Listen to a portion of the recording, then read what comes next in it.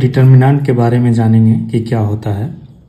मान लेते हैं कोई मैट्रिक्स ये है जो m क्रॉस n ऑर्डर का है, तो determinant of A matrix is given by like this.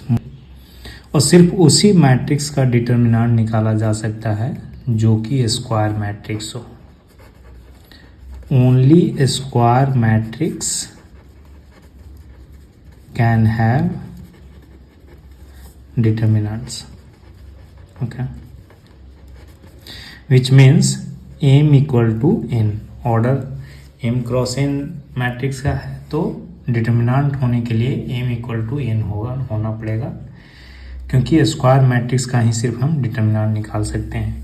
कहने का मतलब जैसे मान लीजिए कि कोई मैट्रिक्स है 2 3 4 5, a इक्वल टू a है, तो इस मैट्रिक्स का हम डिटर्मिनेंट निकाल सकते हैं। कैसे होगा? Mod a equal to something like this, determinant of like this. मान लेते हैं अगर कोई दूसरा मैट्रिक्स है जैसे 1 2 3 4 5 6, ये स्क्वायर मैट्रिक्स है? नहीं है, ये स्क्वायर मैट्रिक्स नहीं है। क्यों नहीं है स्क्वायर मैट्रिक्स? क्योंकि number of rows is not equal to number of column. तो अगर ये स्क्वायर मैट्रिक्स नहीं है तो इसका डिटर्मिनेंट नहीं निकाला जा सकता है, तो बी का डिटर्मिनेंट नहीं निकाला जा सकता है। तो डिटर्मिनेंट होता क्या है? जैसे डिटर्मिनेंट एक तरीका है जिससे कि हम एक corresponding to this matrix we attach a real number, equivalent real number। किसके इक्विवेलेंट? इस मैट्रिक्स के इक्विवेलेंट रियल नंबर। वो इक्विवेलेंट रियल नंबर इस मैट्रिक्स के नहीं, क्योंकि इस मैट्रिक्स का तो डिटर्मिनेंट होगा नहीं। तो जैसे ये स्क्वायर मैट्रिक्स है तो इसका इक्विवेलेंट रियल नंबर।